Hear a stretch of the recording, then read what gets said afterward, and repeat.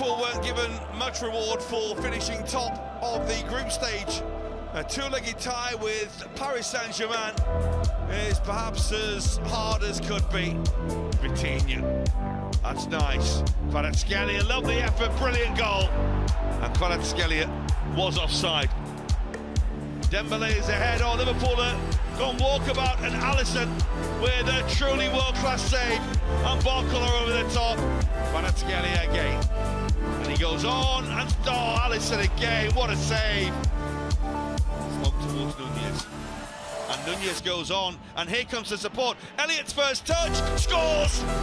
Oh, brilliant from Liverpool. Harvey Elliott comes from the bench, and Liverpool nick one on the counter-attack.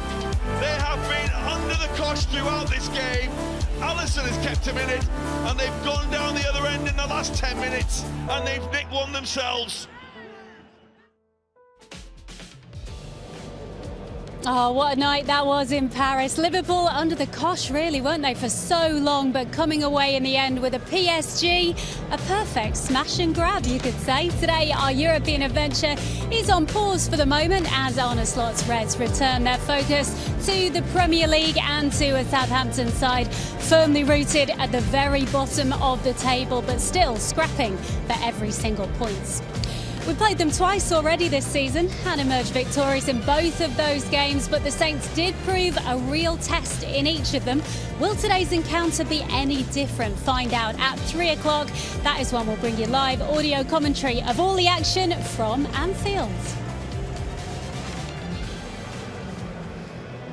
And a very warm welcome to today's Match Day Live. Joining me pitchside today, Ronnie Whelan and David James are here for this one. Before the guys get stuck into our build-up, let's get to the breaking Liverpool team news. Worth reminding you before we do that once again, Arne Slot will not be in the dugout today. Both he and Sipka Hulshoff up in the main stand here at Anfield for the second and final game of that FA ban.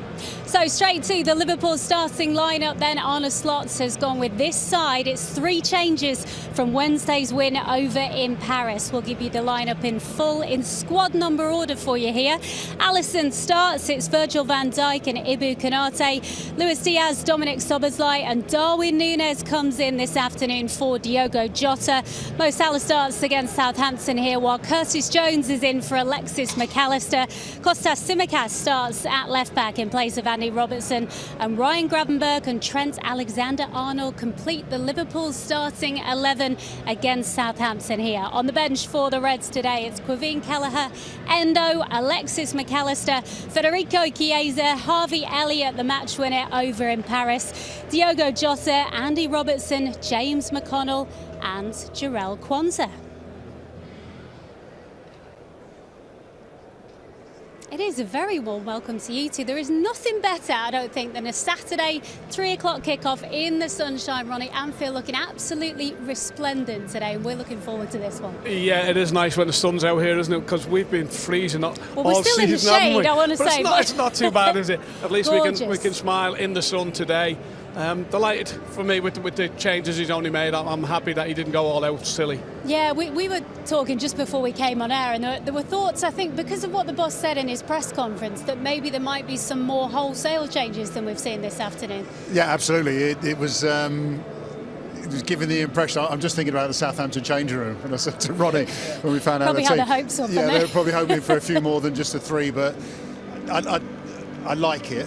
I can understand anyway, because obviously, as Arnie said, there's 3 finals in the next 3 games. It's a great statement. I think everyone enjoyed that. Yeah, absolutely. But you could understand the changes if there were going to be more. But to only make 3, there's a continuity about it. There's respecting this game has to be won without thinking that any old team, any lineup would win the game. But yeah, it's good. And I have to say, it's a lovely day. The soundtrack that's being played at Anfield today is fantastic as well. Your friend's fun. Just dancing away. Your friend's fun. Wow. I mean, I think even though there are only a few changes, the boss has been quite well known for sticking rigorously to the same team. So even a few changes is a bit different for Arne Slot. And I think it was inevitable that would happen, given the rigours of what the team went through over in Paris and will do again here on Tuesday night, you would imagine. Players recover very quickly. You know, once the game is over, they know it's over. They know, okay, we're on to the next one. It's ingrained since you're very, very young. This is what you do. You go and play the next game. What about we go out and we get that team that goes out and plays and go 3 up after half an hour? Yeah. Now you can go and rest 5 players. You can take 5 players off then at half time if you want. So you can give people rest, but at a different stage of the game. So I think that's what he's looking at. Hopefully with the team he's put out, let's get a few goals up and then we can rest a few more. Yeah, I was going to say, when you look at that bench, there's some significant names on there, and there's a big option for the boss to switch things up. If, as Ronnie says, it's going how we hope it is going to go, maybe by the start of the second half. Yeah, Ronnie makes a good point, and I mean, we were talking sort of about an hour before we came out here about how certain teams, the idea of having a rest for a player doesn't actually equate to a rest, especially if you're sat on a bench on a match day, because you're still kind of half involved. Yeah. With 3 changes, the players, as Ronnie said, you can change players who haven't got game time in it. But there's also a part where you're the player who hasn't been put in the side, who was hoping they might get put in the side. Again, with the cup final coming up in a couple of weeks' time, hoping that the 3-0 that Ronnie was talking about does occur, so you get the game time to say, oh, Anna, I'm ready for 2 weeks' time. I mean, there's loads going on rather than it just being a simple game against Southampton in the Premier League. There's a lot of backstory in here. Yeah, I mean, no games are simple, are they, in the Premier League at all, Ronnie? That's the thing. Especially if you take it for granted. Yeah. You know, over the years, you've taken a game or 2 for granted, and then you cut, and it's like 20 minutes to go, and you still can't score a goal, and it's 0-0, and you're thinking, we've messed up completely here.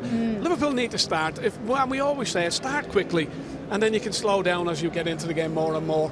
But I'm delighted that he's only made 3, not too many. Yeah, I mean, I think a lot of fans, with no disrespect, as we say, to Southampton, will be turning up to Anfield today expecting a win. Some might be expecting quite a big win, but it does feel like a good fixture to be sandwiched between 2 of the most important games of the season, David. I think there's a few Liverpool fans expect every game at Anfield to be a win, let alone with the Southampton one. I think, again, realistically, do Liverpool need to win 5-0? And as you said, there will be people who expect them to win 5-0. Do they? No, they only need to win 1-0. But like Ronnie said, there's a difference between 10 minutes to go and you're nicking the goal in the last minute to get the win when you could have done it a lot better. But Southampton aren't coming here to get beat. They are on 9 points at the moment. They're staring at possibly breaking Premier League records, which no one wants. So they'll think that this is probably the best chance against Liverpool, because Liverpool have got the second leg of the Champions League. They have got a cup final coming up. When we were talking earlier as well, it'd be how they react to Southampton players. Now, they're not going to come out and lie down, are they? No, absolutely we're saying a few Southampton players come out and just wired into a few Liverpool players early on. If I was playing for Southampton today, that is exactly what I would do. Let's go wire into a few of them, see if they want to play, see if they want to be on the pitch, see if they want to be sitting on the bench and waiting for next week's game.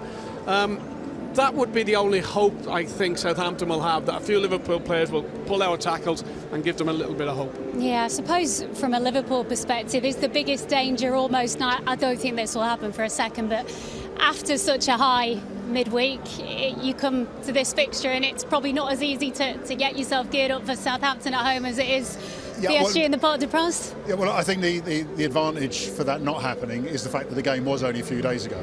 Yeah. I think if there had been a week in between, then you have a week of people telling you how fantastic the result was, how much they fancy this, fancy that. It's 3 days, and like I already said, they've got to do their recovery, but they'll do that quite quickly, and then straight away it's focus on to the next game rather than having that little bit of a lull. And arguably, even with the PSG game, there was a week between games, and that week could actually be detrimental. I mean, it's weirdly, people talk about weird, isn't it? Yeah, too many games, but arguably you need the games just to keep you focused on playing games in a paradoxical kind of way. I think what is also encouraging defensively, Ronnie, we can't forget, because this could be the 4th clean sheet in all competitions in almost 3 years, believe it or not. April 2022, the last time that they did that. How impressive have Liverpool been defensively in their recent games? Yeah, and I like the way they do it, but you're getting a... Let's go back to the Klopp era, and he didn't care if they had a clean sheet or not. If they conceded 2, they're going to score 3 or 4. He didn't care about that. But no, the defence at the moment, like they stood tall. It wasn't just a back 4 and alley. You know, your midfielders are getting back behind the ball. Man City was a really, really good defensive performance from the whole team, not just the back 4 and the keeper. So they can play different ways now, Liverpool. Again, Klopp had this let's go, run at them, get at them, we'll score goals, we'll score more than them. Now we see a different game when we need to just hang on and hang on to it. till the last minute, like the goal the other night, last 3 minutes. Play the game differently at times now, don't we? Yeah, I agree. I think Man City, and it was interesting doing the commentary and build up for the game in midweek, because the Man City game is the first time I've seen Liverpool proper defend for majority of the game. I mean, Man City out-possessed them and everything, but it was almost like we're going to have to do this at some point. Yeah. Let's practice here at Manchester City. But they scored a couple of goals and had it under control. They never looked threatened, whereas against PSG, and I have to say, obviously, if it wasn't for Ali, then there's a goal conceded. Defensively, they did everything right, but you're up against possibly, and it sounds ironic, given that Liverpool beat them 1-0, possibly the best team in Europe prior to that game. Yep. With some of the best players playing their best football. So there was always going to be the option or the opportunity for Ali to have to excel. But defensively, they did everything right, because the opportunities weren't strict one-on-ones, balls over the top where Ali's coming around. They were close in one-on-ones, and yeah, fantastic. So we're going to see the montage. We are, and that's we can exactly, enjoy it yes. again. I mean, there was a certain degree of trepidation, maybe you could call it, heading into Liverpool's round of 16 tie away to PSG, and it was maybe justified. The Reds holding on at times, a draw might have been seen as a good result, but you can never underestimate this Liverpool team.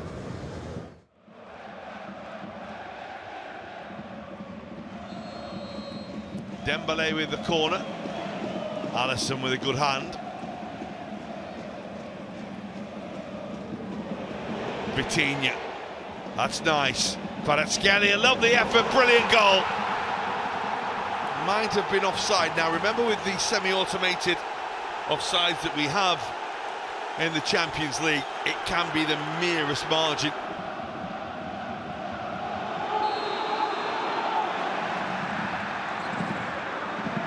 Steps away from Alexander-Arnold.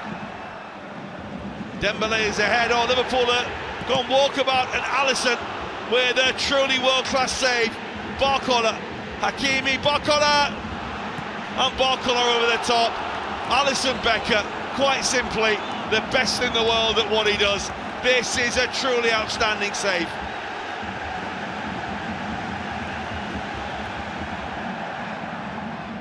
Kvaratskhelia again. And he goes on, and Allison again, what a save. What a save that is.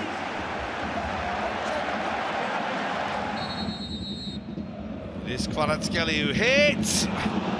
And again, Allison throwing himself across his goal. It's nice again, the effort is brilliant. Oh my, have yourself a night, Alisson Becker.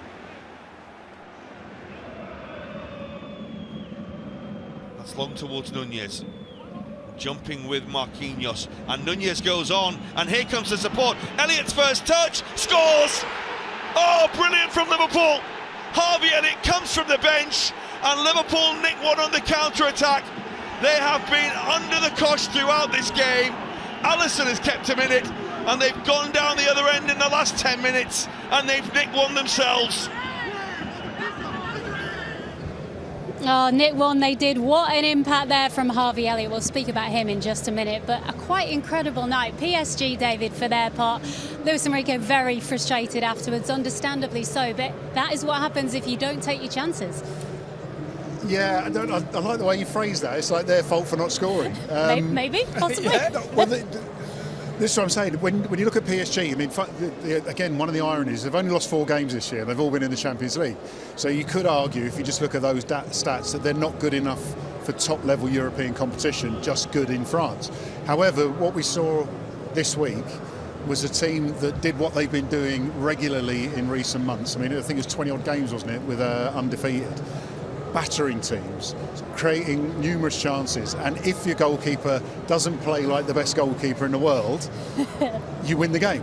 So I think if I'm in a PSG change room, I'll go, well, what more can we do than what we've been doing, which has been successful, coming up against a goalkeeper who is outperforming any goalkeeper that we've ever met.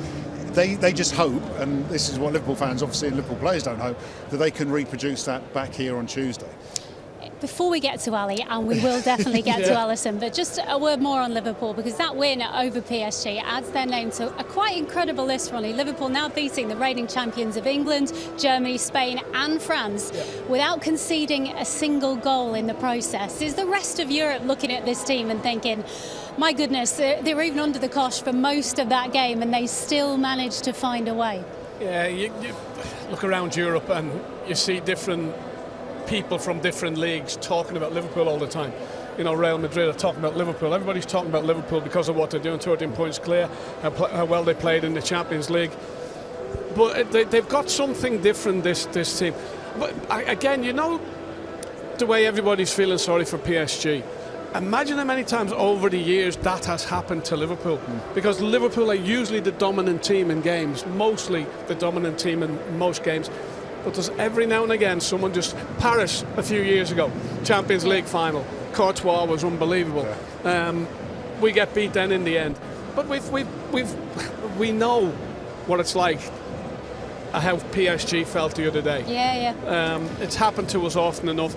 But this is a very, very resilient football team, this Liverpool team. This manager has got them doing some things that we haven't seen before.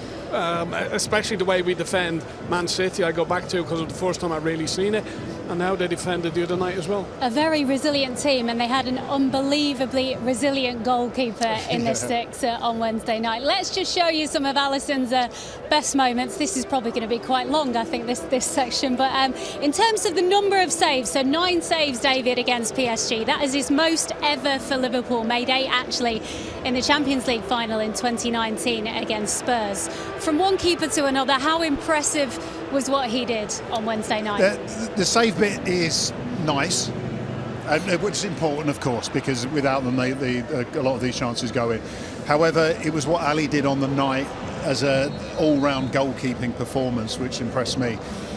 We expect him to make saves because I think he's the best goalkeeper in the world, but he was dealing with aerial shots in that previous montage, you know, coming out for crosses, getting contact on them, clearing danger, his distribution for the goal up to Darwin. Now they tried, I mean, again, this is Arne, but he made the substitutions to allow Darwin come on. Well, even this was, I don't know if it was a shot or not, but Ali didn't know either and dealt with it. He could have let that go and ended up conceding a goal. The ball into Darwin was the perfect ball to the perfect player at the perfect time. Darwin was competitive in winning it, the layoff for Harvey and the goal. So Ali's contribution to the goal was important.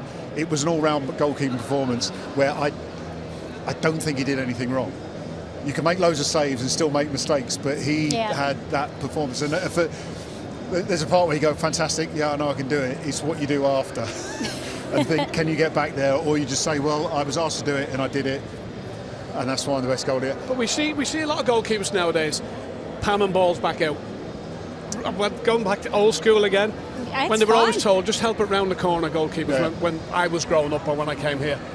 But Ali, in his saves, he got big hands to everything, didn't he? And knocked it well away. It's continuity. As long as the defence know that's what he's going to do, then the defence are ready for him to do it. It's when you got someone doing one thing, then all of a sudden changing it. It's like, what are you doing? Those palm outs were great. The defender were there to deal with it. Even with the deflection save off Kanate, you know, there was bodies around to come and try and help him out. But yeah, it was a nice game to commentate on, and my love for Ali. Where is he? Is he? Oh no, he's not here yet. I'm sure we'll see him very shortly. He'll be out to warm up. But just in terms of records, Ronnie, it now means he's kept more clean sheets in the Champions League era than any other Liverpool keeper. He breaks Pepe Reina's record with that performance. I mean, Liverpool has been blessed with many, many great keepers down the years. Where does Ali rank amongst the all-time greats? He's getting very close to being top of the list. You know, I played with Clem, who was absolutely magnificent. Ray Clemens, what a goalkeeper. He didn't have things to do with some games, and then in the last minute he'd pull off a miraculous save to win the game. Bruce was a very, very good goalkeeper. Jambo, hell of a goalkeeper. But I'm starting to think now Ali has got above everybody at Liverpool. Pepe Reina, good goalkeepers over the years, but I've not seen much better than Allison. It's a huge statement, but it's hard to argue with, really. Yeah, I mean, the rules have changed a lot. Forget the cliche about modern day football and stuff like that. The rules have changed a lot. So Ali's having to do stuff that other goalkeepers wouldn't have had to do, or they were doing stuff that he doesn't have to do.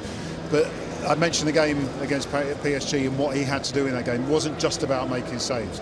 It was about being involved in so many different elements, which he excelled at, which he normally excels at, but not to the point he has to make the 9 saves.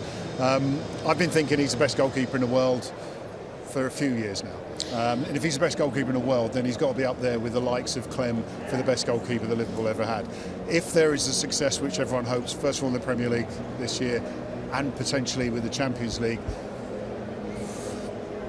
well, and he's got a lovely beard as well. I keep mentioning his beard. He certainly has. He certainly has. We are very glad that he is ours, Allison. Let's just take a look at some of, I think we all are fanboys, aren't we? Let's have a look at some of PSG's other chances. And David, I think this backs up your thoughts on what a lot of people have said, because the initial reaction was Liverpool were almost battered. And then when you look at a lot of the chances, they were, from outside the box, long distance. And Arne Slot spoke previously before the game, and I think he said the idea, in terms of similar to Manchester City in a way, was let them have a lot of the ball, but restrict them to shots from long distance. And when you look at the XG, 1.78, a lot lower than I think people would expect. I've got a lot of ambivalence. XG, there's a lot of ambivalence towards the XG, because it's probably the closest bit of data to how well a team's played, arguably. But there is a flaw in XG. So the difference between Man City traditionally are not long-range shooters. So there's a bit where you can defend, and I thought they were comfortable throughout that Man City game. I think the one shot possibly that was on target, or credited for being on target, was actually wide, which Ali got a touch to. The difference in PSG is they've got very good long-range shooters. Now, Ali was in the kind of form which you don't mind a 25-yard shot. However, when you've got good long-range shooters, you don't want to give them too many shots. And I think this is where Ronnie was talking about the defensive side of things. Liverpool allowed them to have the shots in position. The save against Doué, I think, was the best save in the game, only because Ali wouldn't have seen the whole build-up to the shot. It was in the corner. If that goes in, no one blames Ali. But the defence got them in a position where they're shooting from a place where Ali was capable of saying. I mean, everything had to be right for that result to occur. And that included defenders keeping them, I want to say at arm's length, but in reasonable shooting distance. Reasonable shooting distance, we'll take that. Obviously, Ali is going to get a lot of the plaudits, but some has to go to the match winner as well. Let's show you the goal that won it. Harvey Elliott scoring 48 seconds, Ronnie, after he came off the bench. What an introduction. Well, the manager's done it a few times this season. He's brought subs on them and they've changed the game. But Darwin, sometimes he would not give that ball, or he would try have a shot. But I think what he did in this occasion, great ball, like you said, from Ali. He has the battle with the centre-back. It drops nicely to him. And it's this pace of pass. Now Elliott's just got to pick a position that he wants to put it. I do question the goalkeeper a little bit, because I thought he's 6'8", and he should have got a bigger hand to it than that. Well, you were, David, I was going to say, you were on pre-match duties and you thought maybe Donnarumma No, there's a lot. Okay, it's interesting, because Ali's ball's perfect. I actually think it's a flick on or the potential for a flick on for Diogo Jota. But in the end, because it comes off Marquinhos, said what Núñez does perfectly well there, like Ronnie said, is actually get it under control and pass it, rather than think, we've got 2 minutes left to have a shot. Harvey Elliott opens his body so far wide that Donnarumma doesn't know if he's going to whip it near post or try and do what he did, which is pass it into his right. And then he's got to wait for Harvey to kick it. If Harvey goes at it with a slightly different angle, his options are limited, and Donnarumma almost reads the shot. So I'm not blaming the goalkeeper, because he's got the whole goal to defend at close quarters. And also, it was his first interaction for 87 minutes. Fair shout. Are you getting this? Goalkeepers Union has started today. But Ronnie mentioned before, Clem might have, and Ali's done it, they might have 87 minutes and all of a sudden go, make that save to win the game, and they're the best in the world. They do it. Donnarumma's not the best in the world. And 87 minutes of sitting, watching your team batter the Liverpool goal, and all of a sudden it's like, I've got to make the save. Concentration, isn't it? Yeah. He's a young man, he's only 26, he's got time to learn, and he might win a few more European trophies, who knows? We shall see how he performs here on Tuesday night. Now, come kick-off, Steve Hunter will be guiding you through the proceedings here at Anfield. Steve, I'm sure you're up for this one today.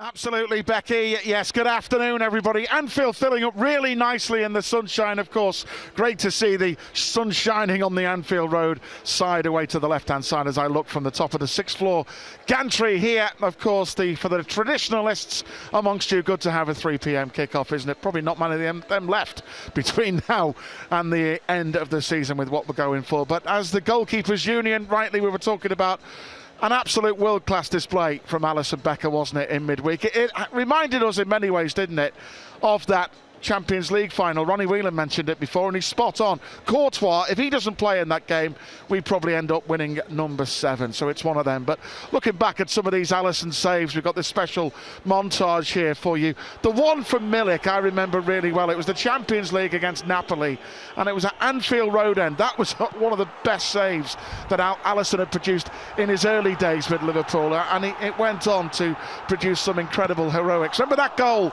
at the Hawthorns against West Bromwich Albion? Wow. Remember Aldo was with me, absolutely going crazy that afternoon. It was such a big win, wasn't it? Sam Allardyce had tried to frustrate us, and then Trent's magical delivery, Ali with that header. I mean, Allison has saved us time and time again, hasn't he? It's no surprise. Big shout as well for Quiveen Kelleher. Let's not forget the massive contribution he's made over these past few seasons. Indeed, when Ali was injured, Kelleher was in goal for us. That penalty save off Mbappe at Anfield, don't forget that one. And throughout the years of our glorious trophy reigns, we've had some goalkeepers producing magnificent saves. As Ronnie Whelan said, Ray Clements, the big save in '77 European Cup final. Our own David James pitchside. The save from Alan Thompson when we won the League Cup under Roy Evans. Would we have won that without J-Mo? No. Would we have won Istanbul without Jerzy Dudek? No. Would we have won the double under Sir Kenny against Everton without Bruce Grobbelaar's save from Graham Sharp in 1986 FA Cup final? No. Allison, he's magnificent, isn't he? We all know he is. Becky, it's back to you. He certainly is. Thank you very much, Steve. It's time now for our viewers on social media to leave us, but our match day live build-up is continuing here on LFC TV after the break. If you're watching this and you are not yet a subscriber, then you can find details on how to sign up right now online at liverpoolfc.com/watch. Coming up in the rest of our pre-match show, we're going to hear from Arne Slot ahead of the game. He is on his way very, very shortly indeed. Just before kick-off at 3, Steve and Neil Mellor will guide you through all the action with our live audio commentary service. Then after full-time, we will be back down here pitchside to look over the game. The post-match show will also be available to listen to in the reaction later on the club's official podcast platform. You can watch the full game on LFC TV from 6 o'clock on Sunday, and look out as well for Inside Anfield. That takes you behind the scenes of everything here at Anfield today, and that will be on Facebook and YouTube come Monday. Now, if you are sticking with us here on LFC TV, we're heading to a break now, but lots to come from Anfield. Up next, we're going to hear from Arne Slot as he prepares for Liverpool welcoming Southampton back very soon.